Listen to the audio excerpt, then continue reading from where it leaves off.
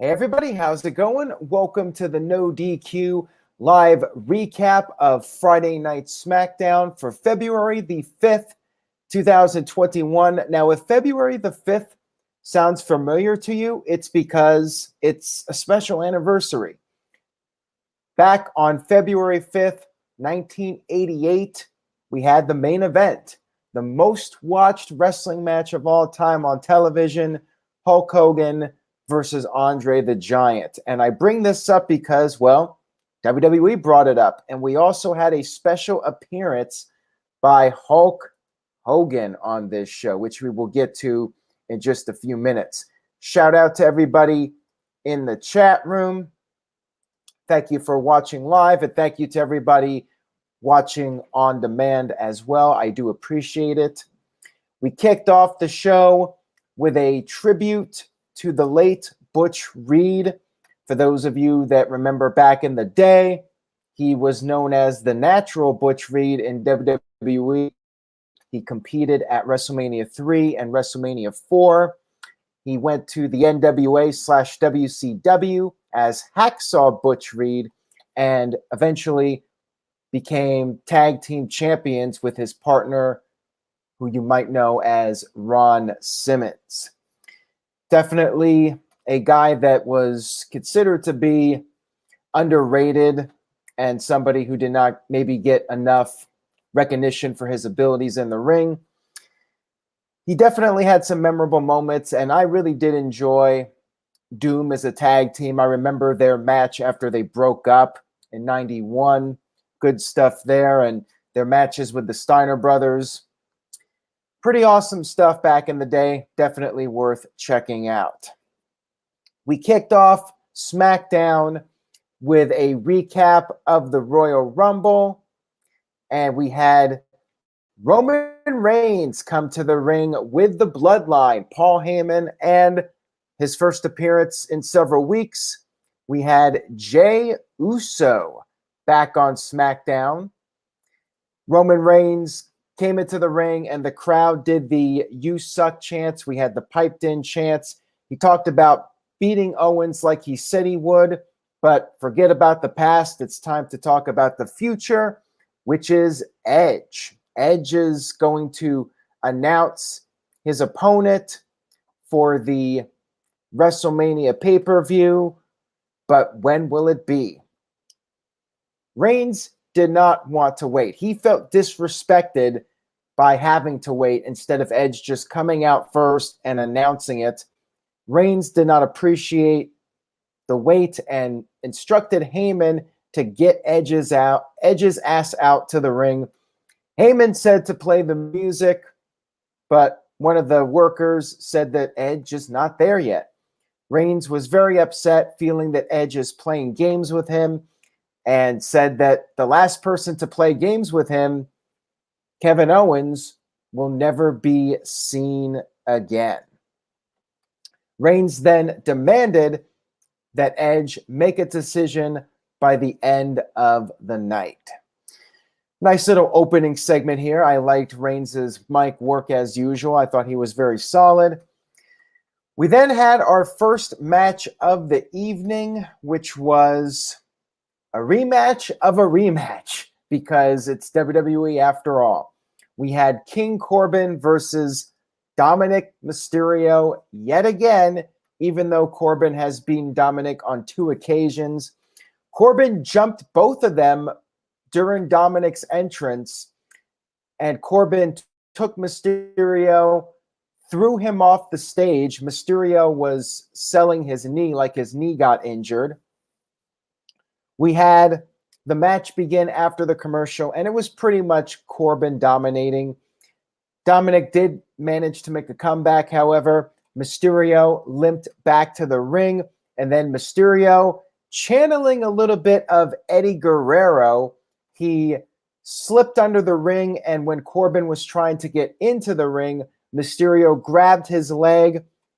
You had Dominic take advantage of this with the 619 and then hit the big frog splash, picking up the victory over Corbin. So I guess this week it was done Mysterio's way, the old Eddie Guerrero method to cheat your way to victory. And now Dominic Mysterio has a victory over King Corbin.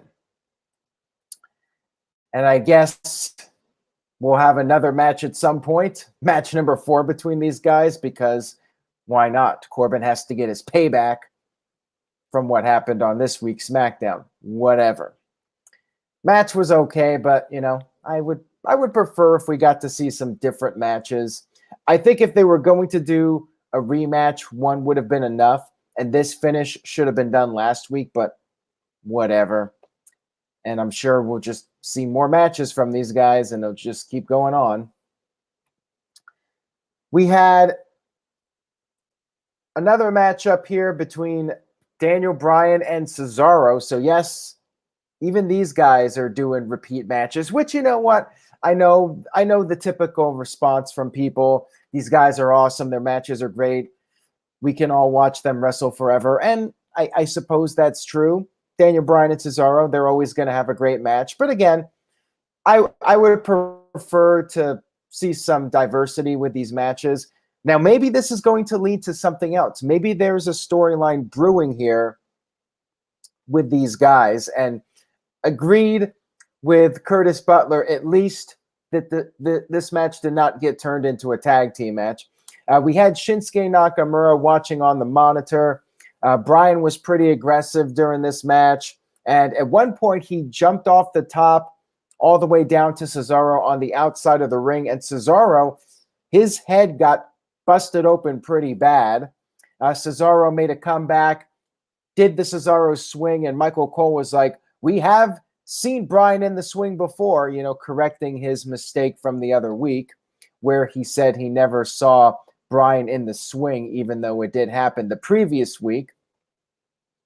Cesaro then put on the sharpshooter, and surprisingly, Daniel Bryan tapped out. That's right. Bryan tapped out to the sharpshooter. I was a little surprised by this, but that's what Bryan is doing now. He's putting over other talents and trying to build up Cesaro. And I guess Cesaro has signed this new WWE deal, so he's getting this renewed push. And after the match was over, Cesaro maybe turning babyface, he went over to Bryan and gave Bryan a fist bump, a sign of respect. I wonder if we're going to see maybe Cesaro, Nakamura, and Bryan form like this babyface faction. That might be cool. I could be down with that. And as Tic Tat Tat says in the chat room, this might end with Dolph and Rude versus Nakamura and Cesaro versus Bryan and Dominic. Interesting. You could do a 3-way match. I suppose that's a possibility. But I would be all for a babyface group with Bryan, Cesaro, and Nakamura. Moving on here, we had Bianca Belair backstage interviewed. She said that she will make her decision soon. And there was footage shown of her parents reacting to her win, her father in particular standing up on the table and then falling over in the chair. That was great. I thought that was nice to show that on television.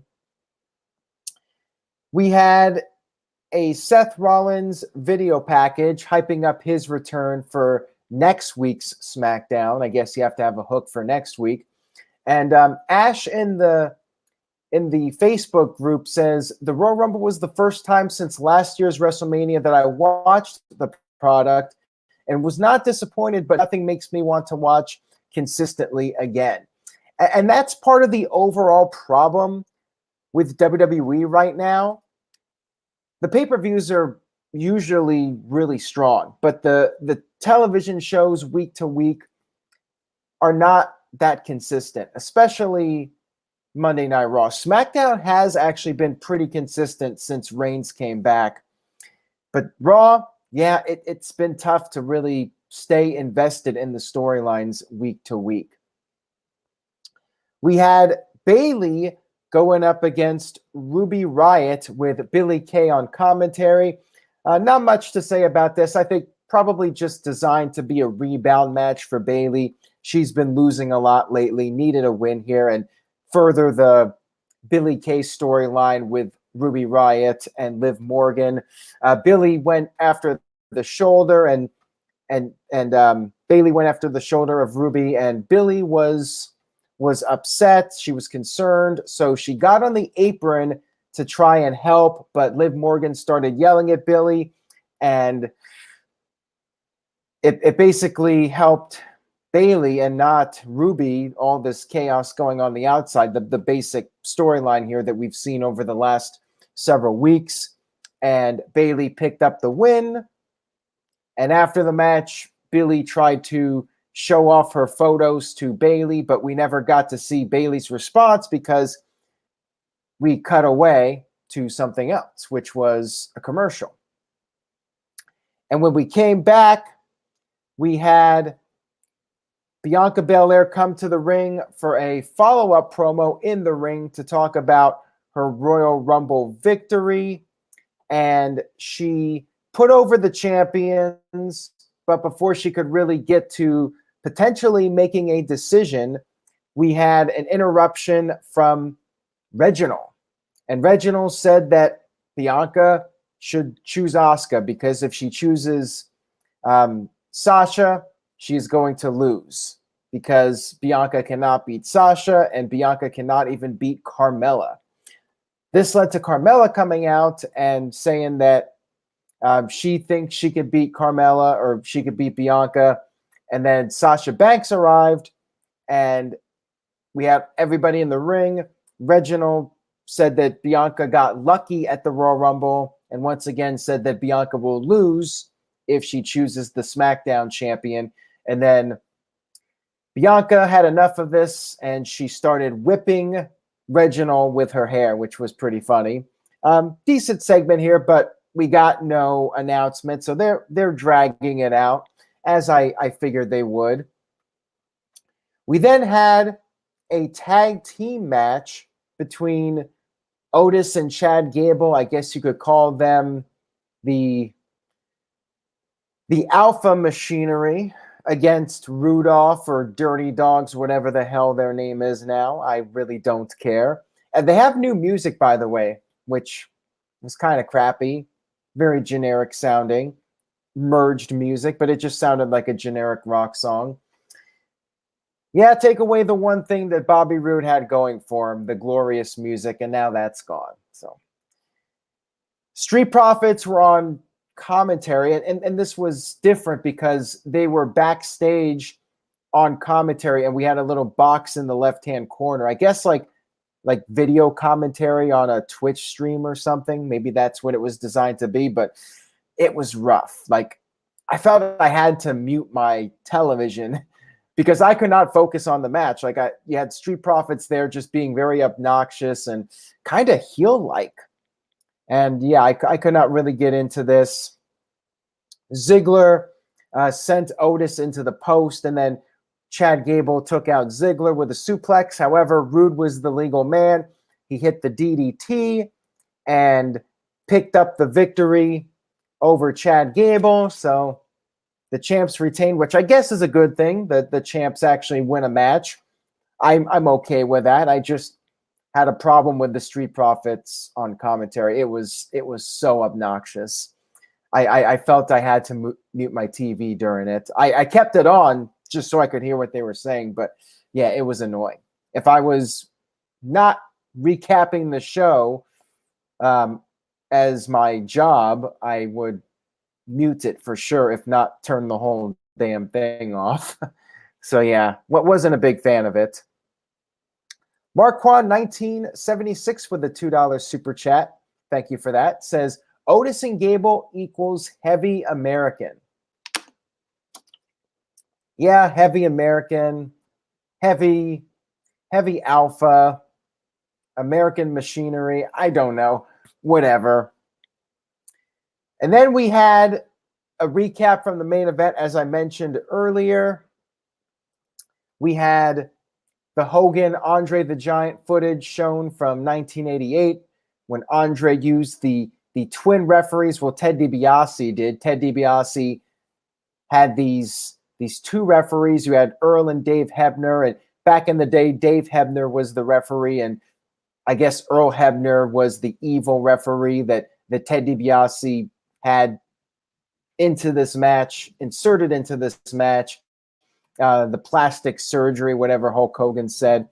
And of course, after the match, Andre the Giant said that he was the World Tag Team Champion, and he was forfeiting the Tag Team Championship to Ted DiBiase. Pretty infamous botch back in the day. We had Hulk Hogan cut a brief promo from wherever he was at, and he basically just praised Edge, saying that Edge was his tag team partner back in the day. Really nothing to it. He was wearing an Andre the Giant t-shirt, but yeah, I guess it was just an excuse to get Hogan on TV for 10 seconds. Nothing really to it. Domestic Butler talked about how he just fast forwards through most of the show now and doesn't know how I manage it. I deserve a medal. I'm just doing my job. And SmackDown most of the time is a really solid show. Like it's an easy 2 hours to watch. And what makes it easy to watch matches like what I'm going to be talking about now, Big E versus Apollo versus Sami Zayn, triple threat match for the IC title. This was a really good match. To me, this was the best match of the show. I mean, Bryan and Cesaro was good, but it was fairly short. This match was a bit longer. They got some time and just some really fun stuff. And in response to Brian Spencer in the chat, no, Jimmy Hart doesn't age. He's looked like 50 years old for the past 40 years now. It's pretty crazy. I really enjoyed the IC title match. If I was going to recommend anything from SmackDown, I would recommend this match. It was a lot of fun. All three of them went at it for a long period of time here. And we even had one moment where Big E suplexed Apollo as Apollo was suplexing Sami Zayn. And Zayn ended up hitting a haluva kick to Big E and went for the cover. However, Apollo pulled Zayn to the outside of the ring. Apollo press slammed Zayn all the way into the timekeeper's area and then got back in the ring, but then was quickly hit with the big ending from Big E. And Big E retained his championship.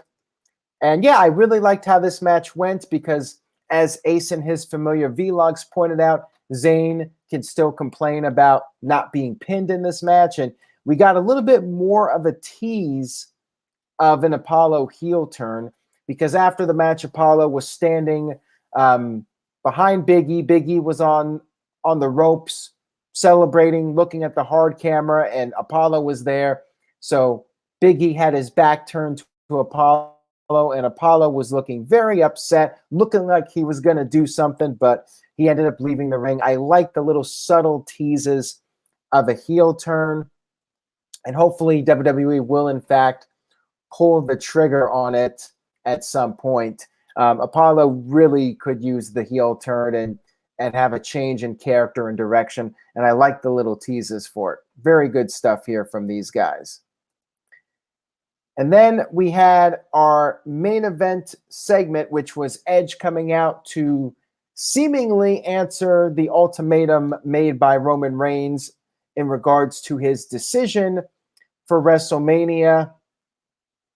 He talked about having these dreams during his recovery from injury and said he dreamed of coming back, winning the Royal Rumble, which he did. And now the next dream is to win at WrestleMania. However, which champion will he choose? Before he could answer this question that everybody's wondering, Roman Reigns and the Bloodline interrupted, and Edge was like, "Do you really need these guys? Your backup?" Edge was like, "I'm all here by myself. Why do you need the other guys?" So Reigns told Jey Uso he's got this, sent Jey and Heyman out of the ring, and he basically told Edge to acknowledge him. Reigns said He used the Walter White line. He said, "Say my name." But before Edge could say anything, Kevin Owens showed up. You cannot kill Kevin Owens. Owens came in and hit the stunner on Roman Reigns and then took off. And that was the end of SmackDown. So, kind of a bit of a tease, a little bit of a bait and switch. You know, Edge is going to make his decision by the end of the night, but didn't happen. And same thing with Bianca Belair, no decision. And you know what? I really did not expect a decision. I figured that WWE would milk it a little bit, especially when there was the tease of Finn Balor. Because if Edge announced the match, then what would have been the whole point of him going to NXT if he was just going to make his decision on SmackDown? So I wasn't expecting it, but I could see some people tuning in and feeling annoyed that both were teased but not delivered on. But some people probably liked the teases for it and would rather see it play out and keep people guessing for a couple of weeks. So anyways, SmackDown was a decent show. I don't think it was great. I mean, we had some really great SmackDowns. This one I thought was fairly good, but nothing too special. Again, if I was really going to recommend anything to watch, it would be that triple threat match. Everything else, you know, you could watch the YouTube clips if you want, but you're probably not missing a whole lot. There was nothing super newsworthy on this show. So as far as a letter grade goes, I think I would probably give the show a B-. Not the best week for SmackDown. And it was neck and neck with AEW this week. I'm not sure which one I would give the edge to, no pun intended, but maybe I'd give it to SmackDown. It was close. It was definitely close this week. No show to me was like a must-see show that you would have to tune into. Anyways, let's see what you guys thought in the chat room. Amanda and Nathan Washington give it a B, as does CC Drink. Tic Tat Tat says a solid B. And Ma W also with a B. Mike B with a B. Israel Diaz with a B-. And the Game is on 100 gives it a C+. And I'm not sure what's going on with Kevin Owens, if they're going to do a fourth match. I don't know. Maybe KO gets put in the Elimination Chamber. I'm not sure what they're going to do. We had a $9.99 super chat in here from Stephen Field. Thank you very much for that. I really do appreciate it. Says, McIntyre and Edge and Bryan Reigns at WrestleMania. Well, I'm thinking it's going to be Edge and Roman Reigns at WrestleMania, especially after SmackDown this week. Like, Bryan seems to be in a different storyline direction. Even Cesaro, I know people are saying Cesaro should get the big push now. He might after WrestleMania, but yeah, I'm thinking it's going to be Roman Reigns versus Edge at WrestleMania. The question is, who does McIntyre face at WrestleMania? That's what I'm more intrigued about at this point. DJ W with a $2 super chat. Thank you for that. I appreciate it. His super chat says, I wanted more interaction with Reigns and Edge. Well, again, if that is in fact the match for WrestleMania, I think WWE wants to slowly build towards it. And you know, we do have Elimination Chamber, and maybe the biggest negative for me of either WWE show this week was that we really got nothing set for Elimination Chamber, and this pay-per-view is coming up pretty soon. It's coming up in just over 2 weeks. You know, next weekend we have the Valentine's Day takeover, and then we got Elimination Chamber. I guess WWE's really just relying on the chamber to sell the pay-per-view to people. And in response to Ace, yeah, I think Cesaro's going to be turning face now. I mean, that's definitely how it came off to me with the whole tease there. And as far as Sheamus challenging McIntyre goes, like, I think we're going to get that match, but I sense it's not going to be WrestleMania. I feel like Sheamus should have been built up stronger in the weeks leading up to it. You know what? I think it could end up being Strowman versus McIntyre at WrestleMania. I know that's probably not the match people want to see, but other than Strowman, I mean, Sheamus, I think they're going to do that match at either the Chamber pay-per-view or Fastlane, quite frankly. I mean, I'd like to see it at WrestleMania, but I just don't feel Sheamus has been built up strong enough to be McIntyre's opponent at WrestleMania. So I feel like Strowman is a more likely possibility. Yeah, as Elon Brown says, Drew and Sheamus isn't really a WrestleMania match. Like if Sheamus had been booked stronger, if Sheamus had been given the Bobby Lashley treatment and been booked as an unstoppable monster for the past 6 months, then yeah, maybe. I don't think it's going to be John Cena just because Cena has his HBO series that he's doing, his HBO Max series, and he's in Canada. Unless the travel restrictions ease up, but then you also have to consider the liability if he got injured. He says he's filming through June, and who knows? Maybe he's not being completely honest with that to throw everybody off. But yeah, we'll see what happens. I'd love to see McIntyre versus Cena. That would be a really cool match. And DJW with another $2 super chat says, Drew versus Cesaro is more intriguing down the line. Yeah, never say never. Maybe Cesaro will get drafted later this year and he'll end up on Raw, or Drew goes to SmackDown or something. But yeah, I could definitely see those guys having a feud sometime down the line, maybe late 2021 or early 2022. I could see that. And to answer Dark Husky, no, Edge did not pick anybody. Neither did Bianca Belair. Anyways, guys, thank you so much for tuning in to the recap tonight. I really do appreciate it. Thank you all so much for your continued support of NoDQ.com. And check out the Twitch. I can't even say it, so maybe you shouldn't check it out. Twitch.tv/NoDQ, DOTCOM. That is the NoDQ Twitch channel. Check that out.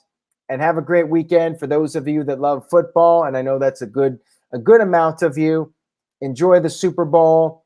I'll be watching it against my will, but I'll be watching it. And I hope you guys have a happy and safe weekend. Stay positive, but not COVID positive. And I will see you guys next time.